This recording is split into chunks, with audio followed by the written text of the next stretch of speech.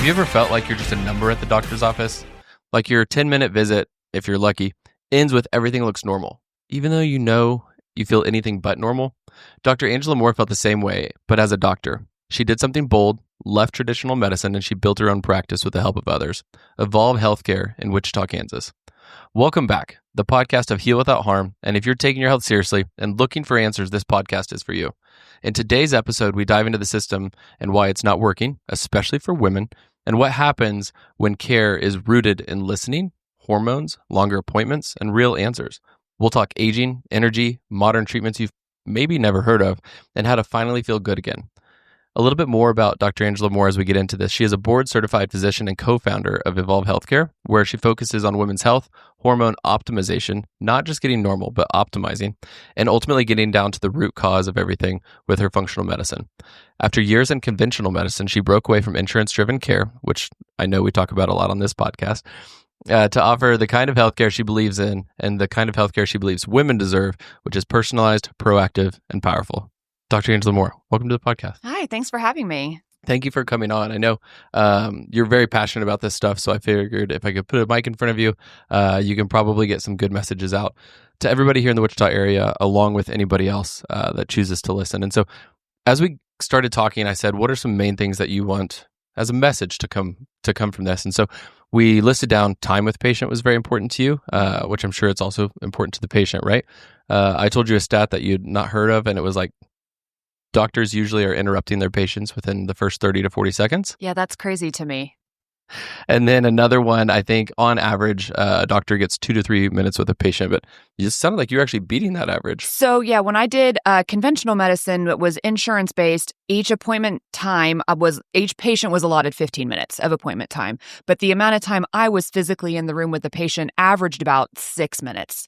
So if you came in for a cold, you probably got 3 minutes. Okay. But if you came in for your diabetes, your hypertension, and your med check and your follow-up for your labs, you probably got 7 minutes out of me. But yeah, I had to cover all of that in 7 minutes. So how many patients would you end up seeing in a day? About 28. 27, 28 patients a day by the time I left. So I'm curious, because to me, that sounds like a lot. I'm a PT, and I spend time with my patients because that's that style of care. Mm-hmm. And I get exhausted with 8, 10, maybe even 12, even though sometimes the average is higher in our world as well. But what does 28 feel like? Does that feel like absolutely exhausting? Is it doable?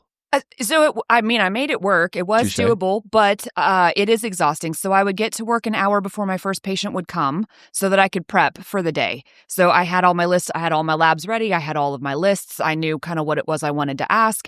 Then as the day started, I would try to stay on time as much as possible, which means telling the patients often we have to stop. Like you're done for the day. Like we've covered what we can cover, and we're going to have to make another appointment to talk about whatever else you've got. And then I would often work through lunch, and then I was often staying late. And part of that was you have to get your charts done, because if you don't get your charts done, you don't submit to insurance. If you don't submit to insurance, you don't get paid for anything that you did. Yeah. So it was exhausting. It was very long days. I didn't much like having to be away from my family and kids all that much to do paperwork and stuff. But Yeah, and that's where I know, back in high school and stuff, when you're trying to decide what you want to do for your job, being a doctor always sounded cool. But I knew immediately, and I even talked to a patient yesterday who said he was interested in it. He was like, I just don't really want to go to school for 4 years, then 4 more, then residency. And I was like, yeah, I know it sounds like a lot. It's like, can we just get to it? But then to go through all that, and most medical providers that I talk to, like yourself or an ortho or a surgeon, it's like you guys have the worst work-life balance because the demand that's placed on you is what it seems like. You go to the schooling, and my is like the more you put in, the more you get out, whether it's time or money.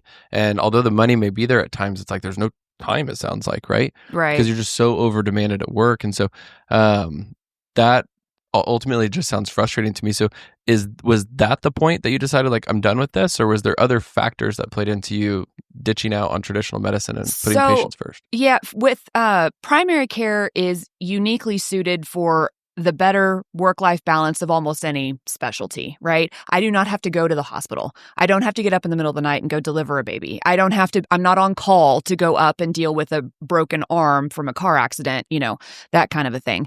So, and those were all choices that I made to do that. I mean, as a result, I'm not paid the gigantic bucks that some of those other specialists are, but that's, you don't pick ortho thinking that you're going to be home a lot. That's fair. Right. Yeah, good You point. pick family practice because you want a better work-life balance and you want to be in the clinic. I've Okay. worked with a lot of doctors in residency and stuff who hated the clinic. They did not want to be in the clinic doing what I do. They wanted to be in the hospital where the action is, which is good. Mm-hmm. But then you get into the clinic and you think there's got to be a better way to serve people. You talked about you go into medicine thinking it'd be cool. I went into medicine because I wanted the body was amazing. How we work at all is mind-boggling. Oh, yeah. Like how And all of this works. for sure. And the more you learn, the less you realize we know. Yes, Yeah. it's mind-boggling, and it was so fascinating. I thought I could spend I was 14 years old. I could spend the rest of my life just learning this. If this was all I did for the rest of my life was learn about how we work. And I'm Catholic. I was raised Catholic. I went to Catholic school, and so you're taught you need to find a way to serve, right? My purpose on earth is to serve my fellow man, and what better way to serve than to do something that is so fascinating to me. I will never, ever, ever get bored. And 17 years in, I am never, ever bored. Would you say you're also debatably more intrigued now than you were then? Oh yeah, for sure. Because that's how it is for me too. Absolutely. I don't know what the actual statistic is, but somewhere it's written down in the World Wide Web that the amount of knowledge that humans have like exponentially grows to the point where it is impossible for anybody to be able to keep up with just how much we knew yesterday is now double what we knew that is now double today. Mm-hmm. And that's definitely true in medicine. We've got new drugs and new things. Like it's fascinating all the time. Yeah. Our bodies are still the same, but we have such a better understanding of how they work and all the things I can do to help. So if you're wanting to put the patient first and serve them better, what are some of the problems that you saw? I know we've alluded to them, but what are some of the problems you saw in traditional like clinic versus like the way you guys operate this clinic now? So I wanted to do direct. So what I do now is called direct primary care. Okay. So direct primary care takes the insurance company out of the equation. Mm-hmm. I do not bill anything to insurance. I am not beholden to the insurance companies. They do not get to tell me what I do inside the office when I'm talking to the patient.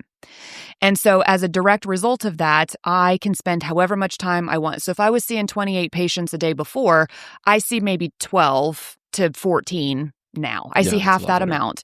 And my day is structured so that the sick people, the ones that come in with the cold, because I still have some of that. I still do some sickness medicine versus the wellness medicine that we're going to talk about versus the regenerative medicine. But those people don't take as long. But the people who come in for their physical, like they've got an hour with me, like an hour. Yeah.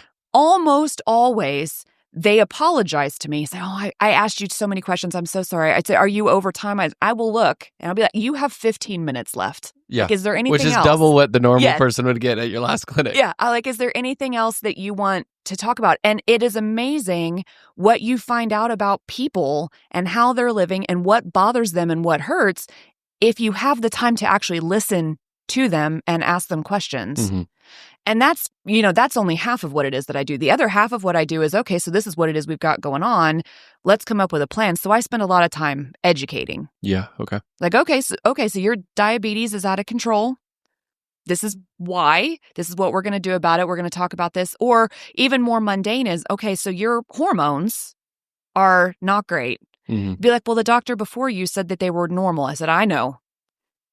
This, and then I have the time to explain what normal is, and with my air quotes, normal versus optimal. Yeah, gotcha. So let's go into that because I've been talking when I was talking to Kelly, your guys' CEO. The more I talked, I was like, I really think it would be nice for my dad to come in here, and so I want to go down this path, and I want everybody listening to essentially like take on the identity of my dad, so you guys can see and learn and hear the differences between normal primary care and direct primary care. Because I know the perspective that I have is my dad's going to his regular doctor who he doesn't really like that much. And most people don't. It's not the person they don't like. It's the system in which that person has to work. Right. But it's like, okay, I'm going to call and get in. And so sometimes you can get in with a week if you're lucky, and sometimes it's weeks or months. So let's say they get in and they know it'll be a while. Then they come in for a 9 o'clock appointment. They sit until 9:25 and then they get their 4, 5, 6 minutes. Unfortunately, that is not near enough, especially for people my dad's age who sometimes are on 1, 2, 6, 8 medications. Mm-hmm. Like just to review that and think about all the different interactions, potentially the side effects, all that. 6 minutes is not enough time. And I think we know that as the consumers of healthcare. And so then we're like, well, we're probably just going to get another drug or a slight change or something like that. And so we know we're going to be dissatisfied going in. That's my perspective of traditional healthcare. So when I was telling my dad, like, hey, you should really come in. He's like, well, like, why should I go there? Do they take insurance? And it's like, do you want them to take insurance? Because that's not working, So if I just put my dad in front of you and said, hey, Dad, you should come in here. And then he just started asking questions, like either what questions do you think he'd be asking? Or could you just give him an overview of like, here's what to expect when you initially make that phone call, or here's what to expect on your initial eval? Yeah.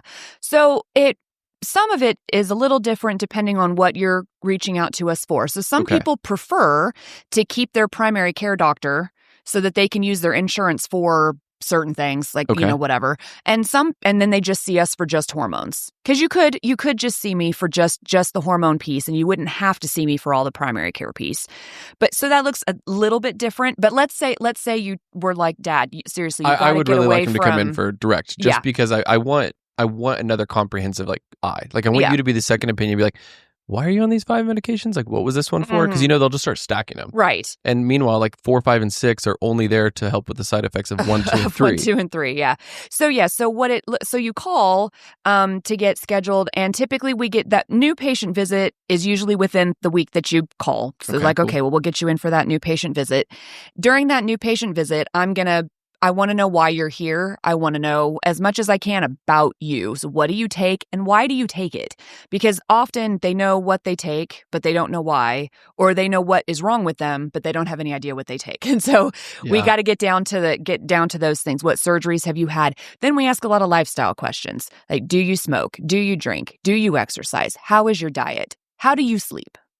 It's a lot of mundane seeming details, but they can kind of drill down to what bothers a person. Then usually the next thing that'll happen is a comprehensive lab panel. And what I love about this comprehensive lab panel, this panel, if it goes through insurance, this is a mind-boggling thing. If it goes through insurance, they will almost never cover it. They don't like to pay for hormones like testosterone, estrogen, FSH, LH, prolactin, the full thyroid panel. So they like to pay for TSH, but they don't like to pay for T3, T4, TPO. They don't like to pay for vitamins like vitamin D or B12 unless you already have pernicious anemia or you already have rickets. Like, why on earth would I want to wait until I had rickets to know that I needed sure. It's dumb. Like, why wait till like the wheel falls off the car to be like, hey, by the way, it wasn't screwed on tight, or it's like, let's check these things ahead of time. So we come up with a list of labs that I think will give me a good overall view of where you live, like right now, your A1C, your liver, your all of that stuff, and we order it. So when you go through insurance, it's about a $2,000 panel, and it's because there are like 8 middlemen that things go through when the insurance company is involved in everybody everything. Needs their cut kind of thing.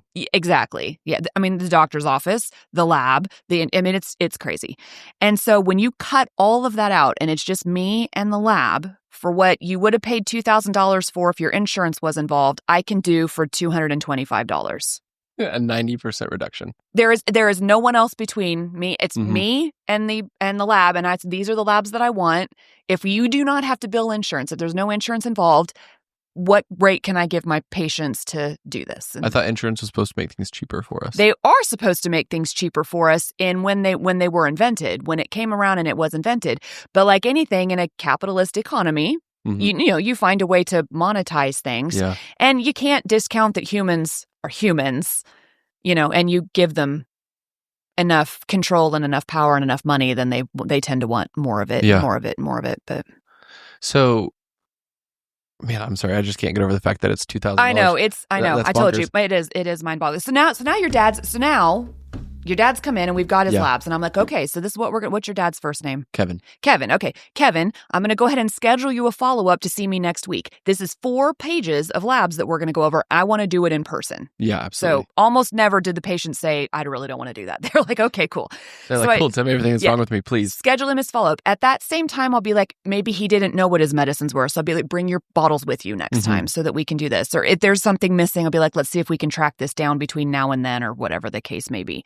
I almost never change anything right at that very first visit because I don't really know you yet. Yeah. I've had and an you hour also with have you. those blood labs. So Yeah. it's like you don't know if and how much it's affecting things. So yeah, that makes sense. So then you come back for that second visit, and that second visit's really where the magic happens, because that second visit, I'm about to tell you a whole bunch of stuff that you did not know about yourself, right? You thought you got outside enough and got enough vitamin D, but statistically speaking, almost nobody has a normal vitamin D where we live on the planet. Isn't it like somewhere like 80+%? Yeah. Like, I mean, it's way up there. The sun's rays are not direct enough, and we are not outside enough, and you wear sunscreen now because or you cover up, cancer. right? You have sunglasses on, hat on, long sleeve shirt on, all that. Yeah, you're not going to get people like, well, I'm outside all summer, so can we check it at the end of summer? Sure, we can. It'll still be low. You're still going to need it, but yeah, I will work with you. You want to be optimal like 2 months out of the year or all 12? And vitamin D is one of those things that's very cheap.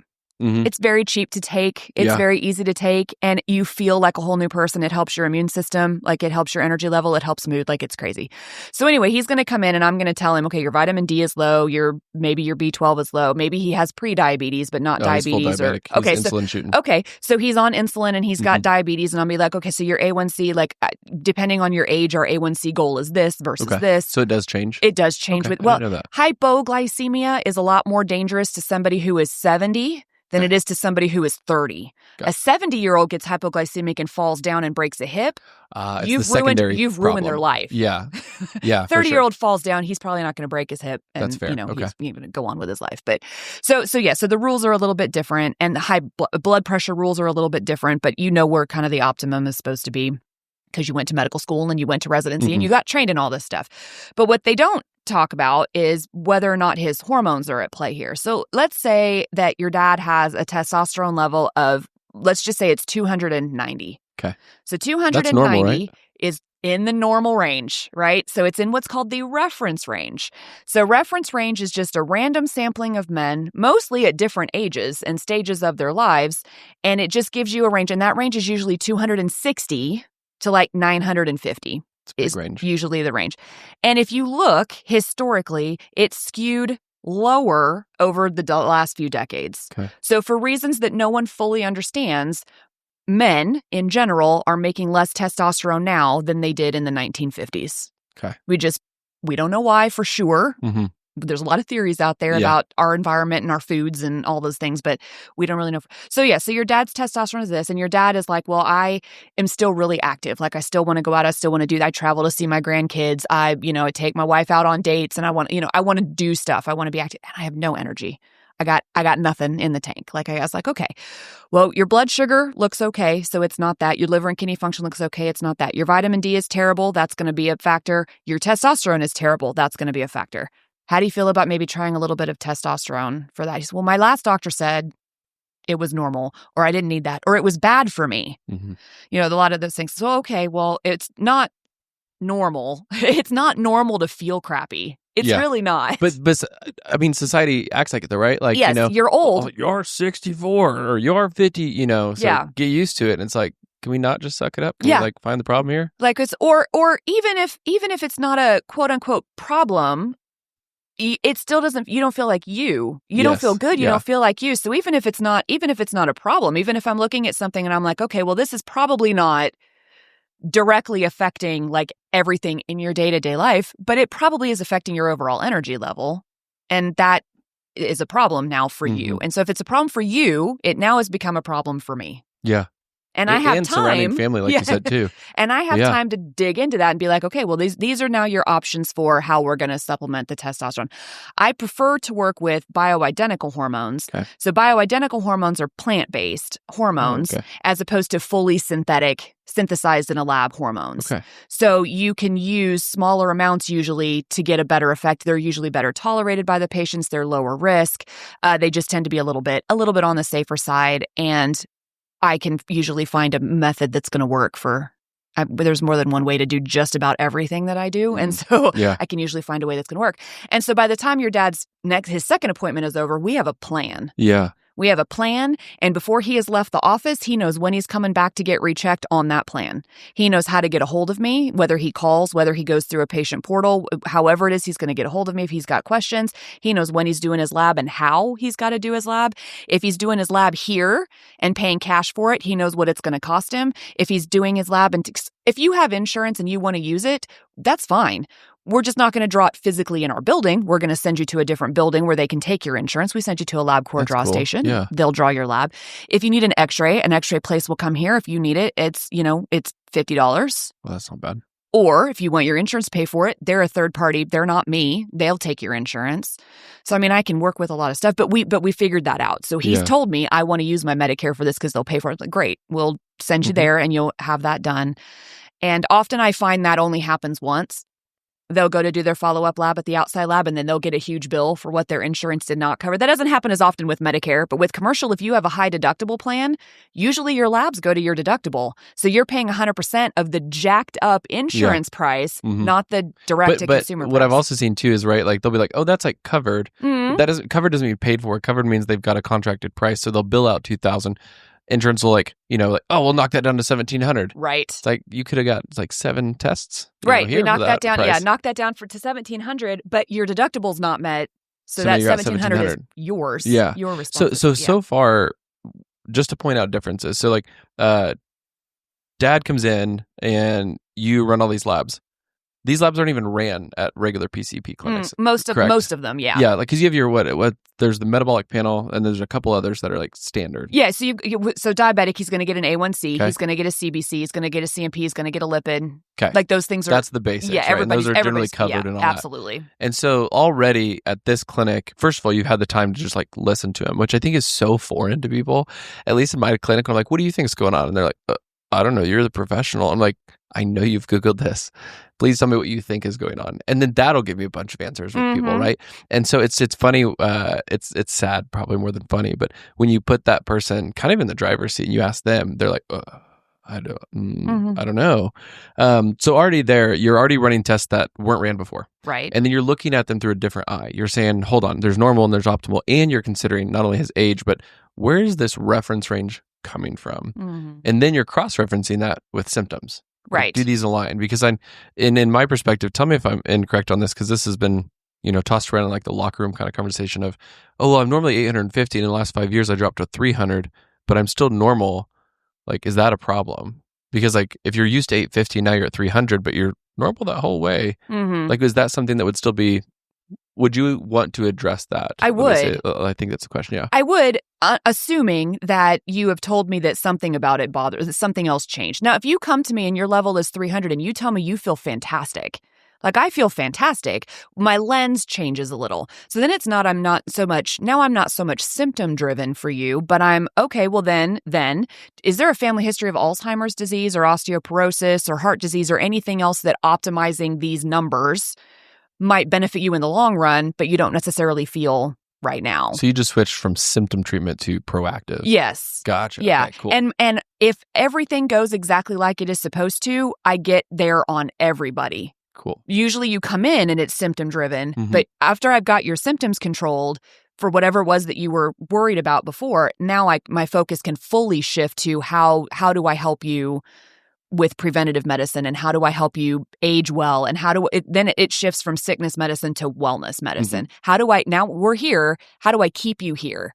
Because you're not going to get younger, but you might get healthier. Yeah, which will make you feel younger, right? Which will make you, absolutely. And the important thing is that people don't realize, most of the time what they come in, what they're telling me is, I don't feel like me.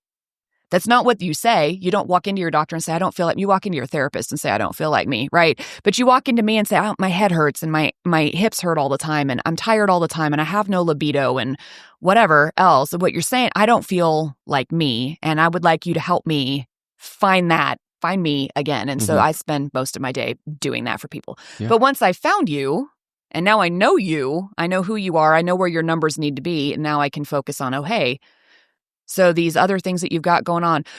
When you do that big lab panel for me, we give you something called a symptom checklist. That symptom checklist is going to make you think about things that you probably didn't necessarily think about before. It's going to make you rate how you feel with specific symptoms, your energy, your thought processes. Are you having trouble finding words? Are you sleeping okay? Are you having mood swings? And then especially for the women in this scenario, how is your sex life, sex drive? How is your pelvic floor? Are you having issues with urinary incontinence? And how are things going on down there, right? Are you having pain? Are you having itching? Are you having burning? I want to tell you a little bit about the new life hack that I just found. It's something called the Whoop Band. It's a wearable health tracker with no screen, just powerful sensors that track your sleep, recovery, strain, and even stress 24/7. I've been using it daily to see how my habits affect my body in real time. It's helped me eat better, rest smarter, shed a couple extra pounds, and stay consistent, all because the data is personal to me. Whoop is offering my listeners at Heal Without Harm an exclusive free month. Just hit the link in the show notes to try it. Perimenopause starts 10 years before menopause, but menopause gets all the press. For sure. Let's go into this. Yeah. Well, I'll worry about my dad later. I'm forcing him to come in. And No, your that'll dad, take place. your dad, we've got a plan now. Yeah, you're right. Yeah, okay. So I'll just send him this podcast. But really, though, he will be in your office within a month is the goal. So let's move on to that, because that's where I've learned a lot, and I've started being able to help females get to the right place. But what I'm still kind of like question marking on is what you just said there. So like 10 years before menopause starts, you'll start having symptoms. And then like, how long does it last? When are you done? I've heard that like, we don't know kind of thing. And then I'll have follow-up questions, but let's start with that. Like, okay. When does it start up? What are some symptoms that women can start like keeping an eye out for and that kind of stuff? Perimenopause. So the like textbook definitions is going to start 10 years before menopause. So menopause is the year that you stop having periods. Technically, you don't know you're in menopause until your year is up. You had a period, and then 12 months later, you have not had a period. That was menopause. Now you're post-menopause. So just make sure the 1 year you're periodless is menopause. Technically, yeah. Technically, that's your menopause. I'm going through menopause means I've not had a period for a while and all of that. Perimenopause or premenopause, or perimenopause is the most commonly used term, is the 10 years before that when your body starts to freak out. Okay, so now your testosterone level is going to be the thing that drops first. And testosterone is 80% of the menopause symptoms. Your hot flashes, your mood swings, your trouble sleeping, your decreased libido, your brain fog, your energy levels, all of that. Lack of recovery as well. Yeah, lack of recovery and muscle. Yes, that's the one that I think not many people know about, that I'm a physical therapist, right? But that I see, and then we start asking those questions. Right. And then because there's a difference when you're working with a woman who is 40 and how quickly she recovers doing the therapy with you, and a woman who is 50 and a woman who is 60. Facts. And it's for sure. Not because the 60-year-old doesn't want to get better. It's because the 60-year-old has half the muscle mass that she did when she was 40. So all of those things are part of your perimenopausal phase. And then the only thing we talk about is, well, your periods got weird. Okay, yeah, her periods got weird. And that doesn't mean that we shouldn't deal with her periods are weird, because her periods could now be debilitating, and they weren't before. Like, you had a woman who they were quote unquote normal, like she didn't have to miss work, or now she is, or whatever. So you deal with that. But the other thing that's happened to her is she does not feel like herself. She doesn't feel right, and she knows it, and her husband probably knows it, because she's not acting like herself, or he knows she's not sleeping, or whatever. And she's talking to her friends, and her friends are all like, well, yeah, I mean, I went to my doctor and he said that's just what it is. I went to my OBGYN. So the people who are supposed to have your back, right, your women's health doctors, they're like, well, I mean, yeah, it's perimenopause. Everybody has to go through it. You just kind of have to suck it up. No, you don't. Yeah. You don't just have to suck it up. We can make it smoother. I would like to go, that's the thing, is like make it smoother, because like you do have to get through it, right? It's not that it shouldn't happen. And I think that's where, in my perspective, talking to different females, it's like you have one side of like, suck it up, girl, like this is life.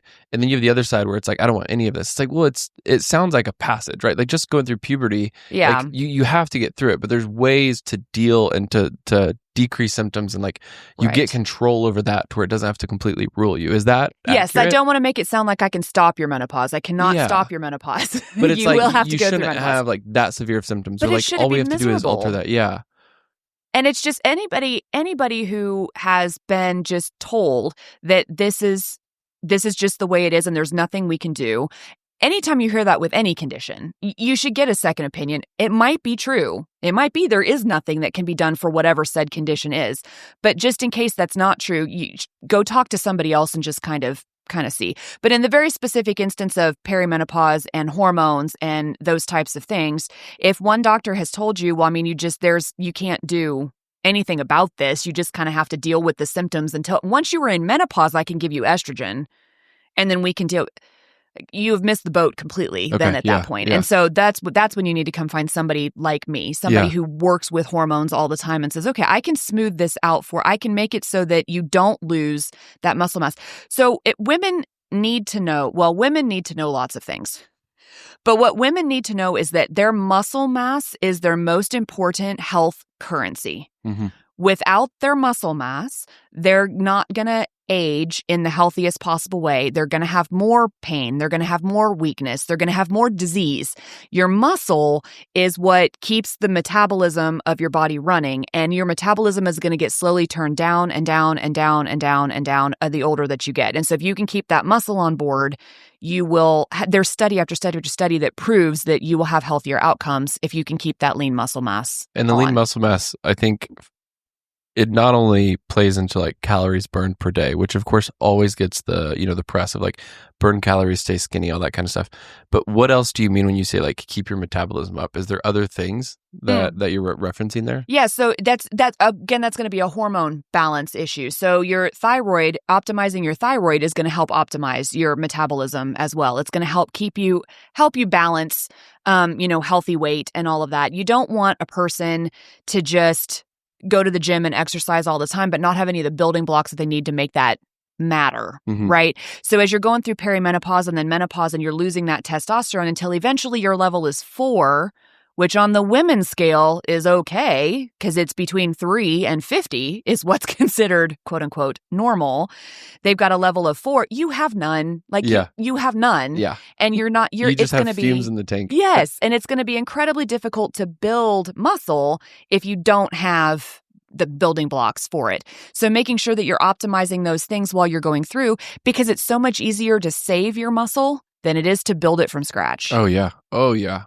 So if I don't have to work if I get you when you're 60, we're going to still help you and we're still going to work with that. But if I can get you when you're 40 or my age, I'm 46, if I can get you now before some of that loss has happened, then I can, like I said, walking through menopause is a little bit more of a happy journey than a depressing, sad, everything sucks journey. For sure. And I think too, like, one thing that everybody that I want on this podcast to give is people hope, right? You said if someone says like, there's nothing you can do about it, like politely like leave that office and go to someone else's and say, here's what my last one said, here's my symptoms, yada, yada, yada. And get that second opinion. And you're either going to get it confirmed and you're like, well, shit, this sucks. Yeah. Or you're going to get a whole new like perspective on it. Right. Yeah. Ultimately. And so that's a big one there. And I think the other question that would usually come up for me, in general, I and a lot of people that I talk to and that are going to be listening don't want to take medicines. They don't want to take pharmaceutical interventions. We know that they're there and they're fantastic for what they do when you use them as tools.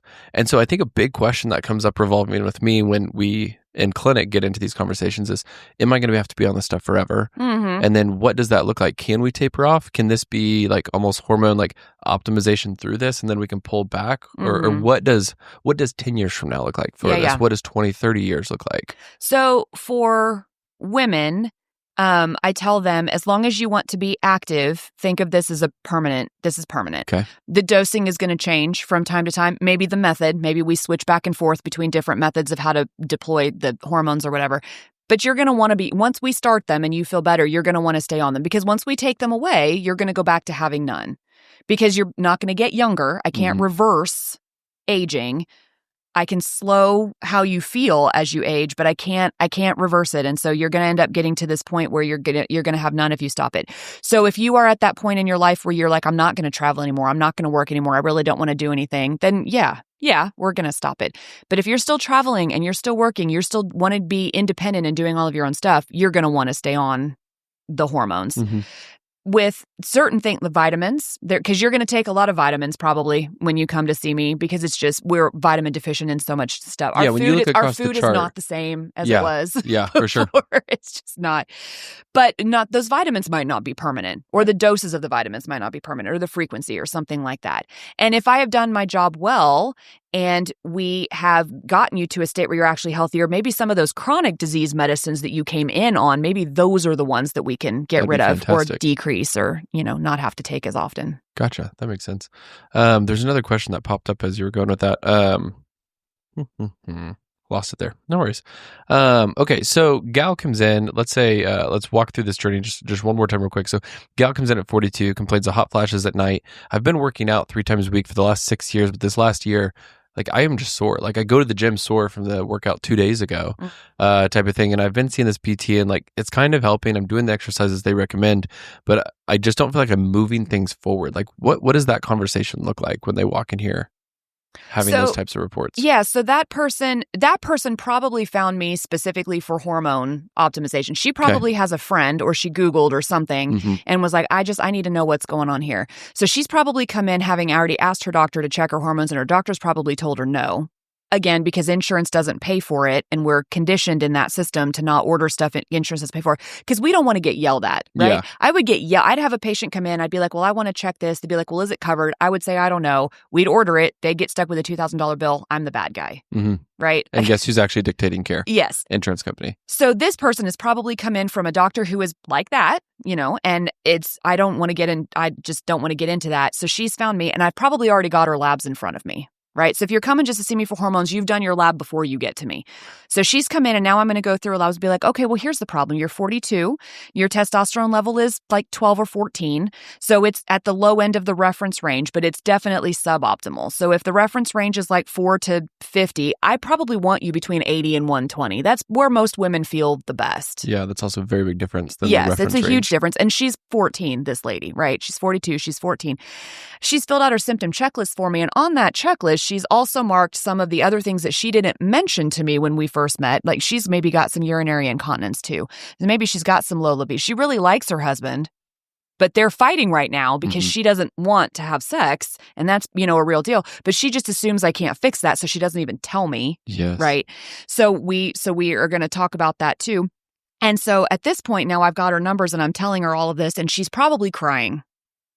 That's probably what is happening right now in my office is a lot of people, the chair you're sitting in, a lot of people cry in that chair because I have now told them something that gave them hope, something that you said earlier. I have now told them, okay, I think I know what's going on and I think I can help you if you'll let me do XYZ things. Let's see if we can get going on a plan and get you actually feeling better. Yeah. And while we're on this, these other things that you marked on this paper right here that I'm showing you, this will help this too. This will help this too. Oh, but you marked the urinary incontinence thing. This isn't going to help that. But guess what? I actually have a machine that I can use. I have a device that helps with the urinary incontinence piece that you didn't even know was a thing because, 75% of all women at some point in their life is probably going to have urinary incontinence. And so we're told it's just a thing and not to talk about it and suck it up and you can't do anything about it. Like all women pee themselves. Yeah. It's okay, maybe, but just because a lot of women do it doesn't mean that you have to be. That's like when people ask, like, is this normal? I'm like, technically, because most people, if that defines normal, yes. Do we want it? No. I hate the word normal. Yeah. I do not like the word normal. I like the word common. I like that. When someone asks me if this is normal, I say, well, it is common. But it is not what I would consider, like, it's common for women to pee themselves when they cough when they're in their 50s. I would not say that's normal, but a lot of people would. Well, that's normal. Everybody does. Like, no, yeah. Okay. Do you mind telling us a little bit more about this device that you referenced? Yeah, so the device, it's called the Empower RF. It's an in-mode device, and it has 3 different platforms on it depending on what the needs of the patient are.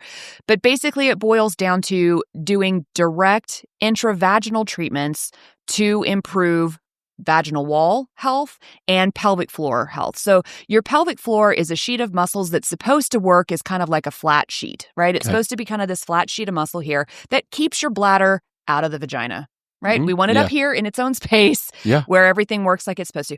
But over time, having babies, going through menopause, chronic constipation, overweight, you name it, it becomes more of a basket. And so now this basket that your bladder is sitting in is now pushing into the vaginal canal space, and you can't empty the bladder properly. You can't squeeze when you need to keep yourself from peeing when you have to do something. If you've ever seen a woman sneeze and cross her legs, she is creating a physical barrier outside on the urethra because she cannot do it on the inner sphincter where you're supposed to be able to do that.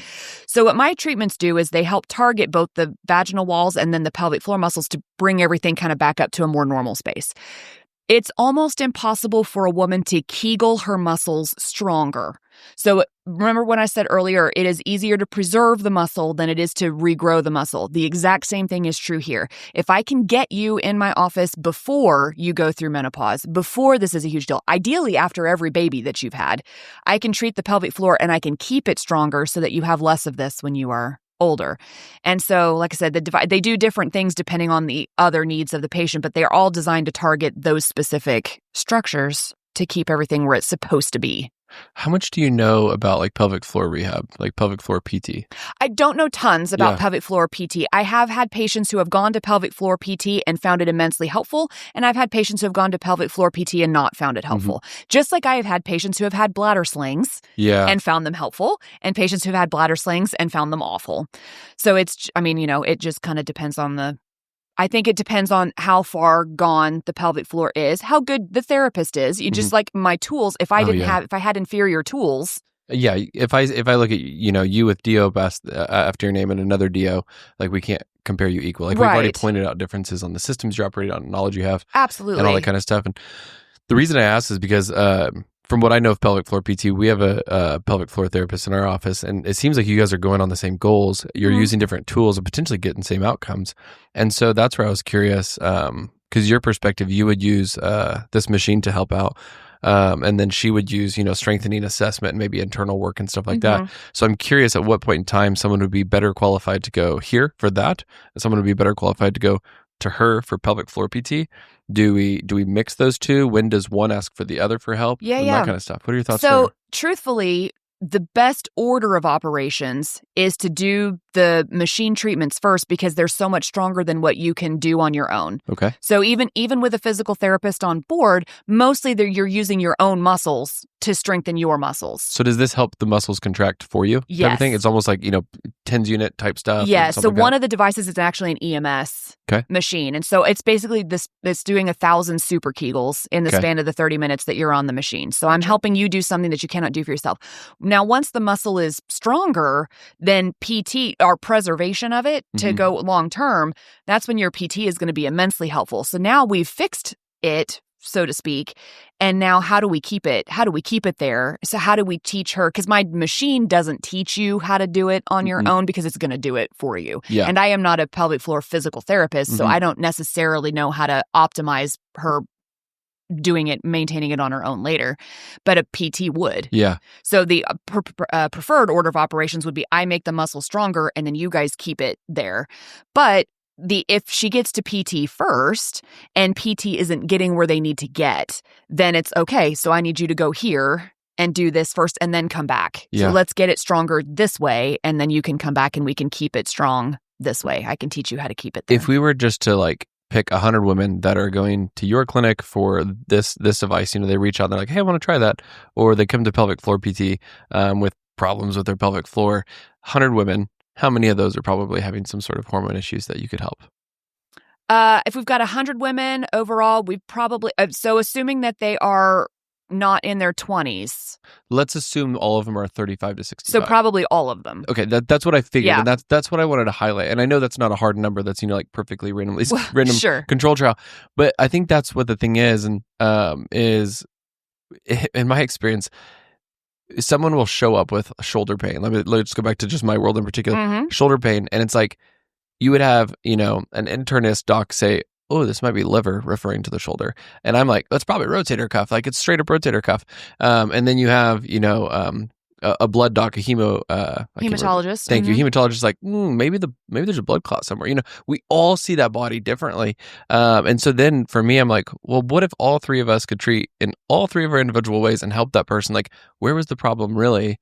And what I've noticed is it boils down to no system operates by itself in the human body. And I think that's where, going all the way back to the blood labs, I think that's what I enjoy so much about this type of medicine is I don't feel like you guys are doing anything groundbreaking or new or crazy. It's no, I'm just listening to the patient and then doing labs that cover all of those potential symptoms and then cross-referencing them. So I'm a DO, and so for your audience that might not know the difference, because sometimes people don't know the difference between a DO and an MD. So MD, medical doctor, DO, doctor of osteopathy. So I have all of the same training that an MD doctor does.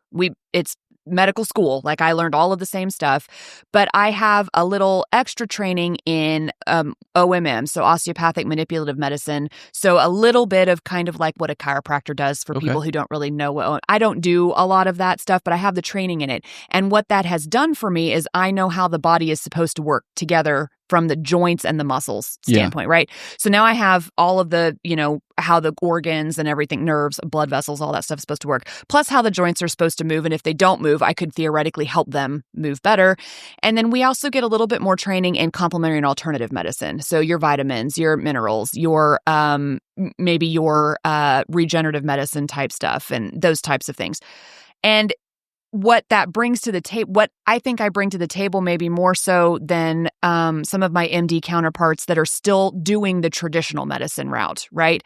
Is that I can look at it, I have the time and the background to look at it through a lens of how do I optimize everything? So your shoulder hurts. My first thought is, so you've got inflammation in your body. Okay. Right. And so, yeah, it could be inflammation from that rotator cuff or from the liver or from a blood clot. Maybe you have all three of those things going on, you poor soul.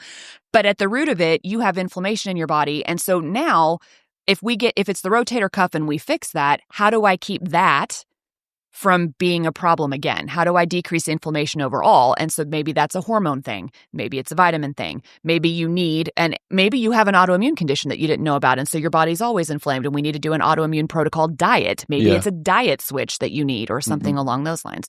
Maybe what you needed is an injection of things like exosomes or Wharton's jelly with stem cells or I don't know, but I think it gives me a unique perspective because my training was in that.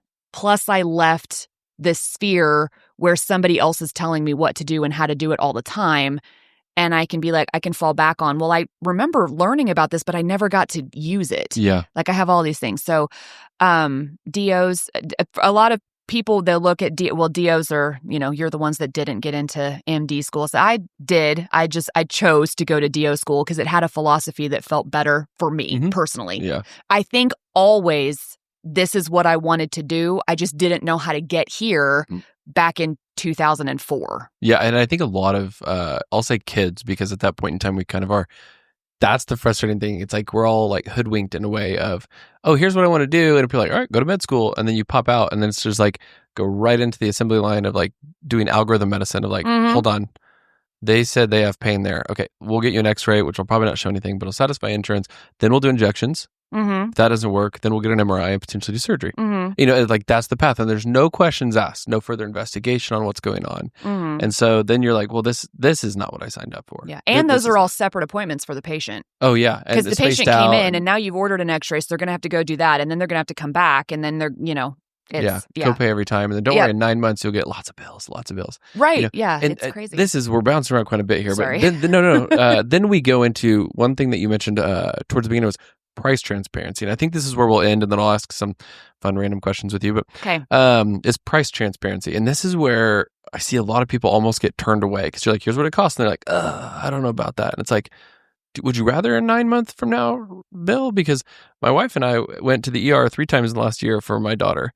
And one of them, we just got a $900 bill from St. Teresa. And we went in May or June of last year. Yeah. September, we have a $3,000 bill that was billed out at $21,000, but we're on the hook for like $2,300. That was in September.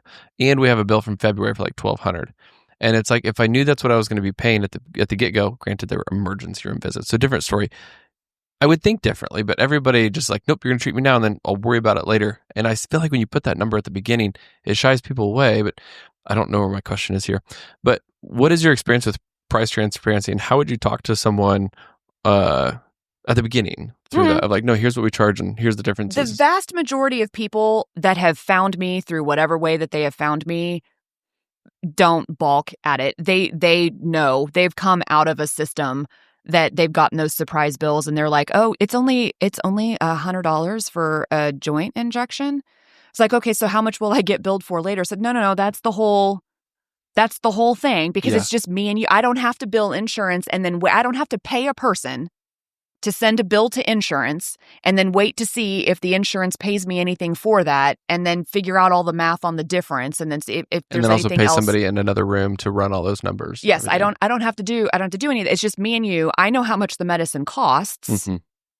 This is what it is that it's going to be. So I almost never get anybody bulk at the price of anything, really. So then let's say we cut that out, right? So I think that's where a statement I've made before is the easiest person to sell on our care is someone that's been bitten by the medical system. They've had the negative experience and they're like, dude, whatever you want to charge me is fine. And not even that, like we're trying to charge high prices, but it's like, whatever it takes, I just want to get better. Yes. That way didn't work. Yeah. So let's say someone wants what you have, but they've never even experienced those negatives. Because it's like, it's easy to say, here's how we do it differently. And we fixed all those problems. And that's how we came up with this clinic.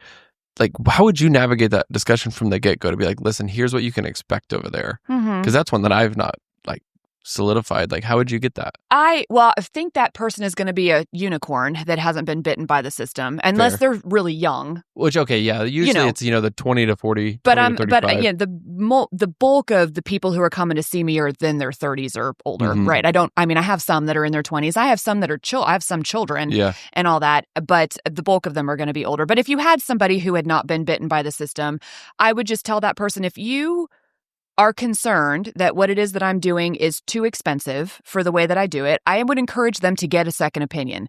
Go navigate it through the regular system and see what your options are. Because if I have found that you have a hormone problem and I want to fix it using, let's just say I think that you need pellet therapy to help your hormones, and it's going to cost X number of dollars to do the hormone therapy plus the vitamins you're going to need plus the follow-up, and this is what it's going to probably cost you over the next year to do things my way.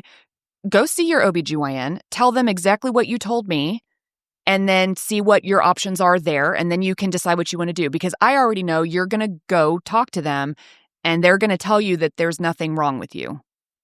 Take the labs I just did. Take these labs. Take them over there, because they're not going to order labs on you, is what's going to happen. You're going to walk in. Don't even tell them you have the labs. Walk over there and just tell them that you want labs and see what they say. Yeah. Then when they tell you that they don't want to do the labs, then pull out these labs and say, well, I've got these labs. What do you think of these? And they're going to tell you that they're normal and that there's nothing that they can do for you. And if you are okay with that, then stay there. Yeah. And if you are not okay with that, then come back. If they've truly never navigated the system and been disappointed, if every doctor they've ever encountered, or maybe they got real lucky and they've never had to encounter a doctor for anything. Maybe they only ever saw them for child checks and pap smears, and they never had a negative experience ever. God bless them. Like, I love that for that person. Yeah. I've not met her yet, but I love that for her. But yeah, if you're like, oh, okay, well, this doctor says that there's nothing wrong and I'm okay, I can live with that, then great. When you decide you can't, you know where to find me. Yeah, no, that's a good point. That's a really good point. And it lets them kind of find it out for themselves, but also point out the differences on how this care is different and how they can get greatly improved. I'm all for making the decision with the patient, not for the patient. Yeah, like you guys are sitting next to each other, making the decision based on the information. And I think a lot of that stems from the fact that I was told what to do for all those years. I was told how to do my job when I disagreed with, and I'd have to tell the patients, I don't want to do this. I don't want you to have to do this, but your insurance says we have to do this medicine before we can do the medicine I want you on. And I will tell them that. So I don't have to do that anymore. So I'm all for, we get to come up with the plan. It is our plan for you, but you're the one that ultimately has to do it and live with it. Yeah, for sure. There was one other thing I wanted to mention. Questions that I think we should do a part 2 at some point in time on. It kind of just goes straight to like maybe a shorter episode discussing these things. Was the Wharton's jelly, exosomes, and then this whole new thing with peptides. Do you guys do peptides here? We do. Okay. So I want to talk about those 3 topics in the future, but today we're going to go and have to wrap it up. And we covered everything I wanted to today, but I know there's some hot topics that I would rather someone get this information from like a doctor who knows what they're talking about as opposed to like the latest blog from the company that's selling them type of thing. Right, yeah. And so to finish out for today, I've got let's go 2 questions here. So first one is, what is your favorite food, snack, or drink that you could eat nonstop? Generally, I skew towards salty foods. So a can of Pringles. Yeah. I very rarely eat anything to the point where my stomach hurts. But Pringles are one of those things that I can accidentally do that with. But Flavor? I have to hide them from the original. Believe it or not, I am that basic. I just really like the salt. Real big question here. Do you feel like they've changed over the years? I do. And it makes me they are messy. They just kind of fall apart. I don't know what they did, but they still taste great. Yeah, this is so weird. I used to eat them in a certain way where I'd like bite it in one way, bite it in the other way, and I would like make the shape every time. So it was like 3 bites per Pringle, the OCD in me or something. I can't do that anymore. Yeah. Like when I go to like crack it the way it used to, and it would make this like line. It's almost like somebody took like wet paper, smashed it, and then like let it dry. So then like if you touch it just right, it just crumbles. Yeah. Still tasty, still salty, still crunchy. And if I want sweet, then it's Ben & Jerry's fish food. Is that one of their flavors? That's one of their flavors. Does it have like Swedish fish in it or something? No. I know that. I'm not gonna. But you also call it an get ice a cream stomach flavor ache on that. So it's Ben & Jerry's. So fish food is chocolate ice cream with like marshmallow fluff, and then their chocolate fish and caramel. I understand it's a catch on the name, but it's a little too much for me. It's fish with the PH, PHISH. Gotcha. Okay, sounds good. Well, to finish out. Is there any other messages you just simply want to leave for the audience as a big takeaway from either today's episode or your experience as a doctor? Is there anything else you'd like to leave them?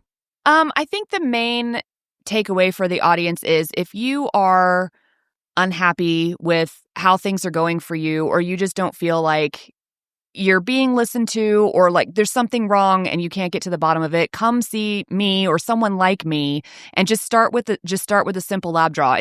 That's really that simple. We start with a simple lab draw, and it might not give me every answer, but it's going to give us a direction.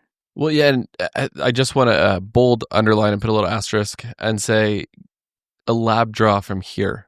A lab draw that we talked about, like the full panel that you're talking about, because I just spoke with another direct primary care physician yesterday here in Wichita as well, and he was saying how it's like we're very comprehensive with this, and usually people test for like these top 2 or 3 things, and they give you these reference ranges to where you're going to be testing for 10 things. Right. And so this could have been going under the radar the whole time. So please don't assume that, oh, my doctor ran my labs, I'm fine. It's like there's so many more labs out there that are simply not paid for by insurance. And that's why they're not testing you for it. Yeah. And so keep searching for those. I fully agree with you.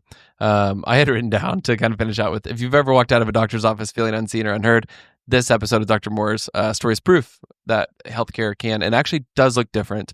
And what's nice here in Wichita, we always seem to be 5 or 10 years behind everybody else, but we're getting a lot more of providers like you. And so, like you said, Dr. Moore, if it's not you, just find someone close to you that operates in this manner, and please don't stop searching. Please don't stop searching until you find someone like this. And so, if you know somebody who could benefit from this type of care, please send this to them. If you don't know anybody in particular, please just screenshot this, post it to Instagram, Facebook, TikTok, whatever social media you have. I will share it, and we can get more people having more hope that there is better healthcare here to offer. And so, Dr. Moore, thank you for coming on today. And I want everyone to just remember that let's keep helping people heal without harm and keep asking questions. Thank you.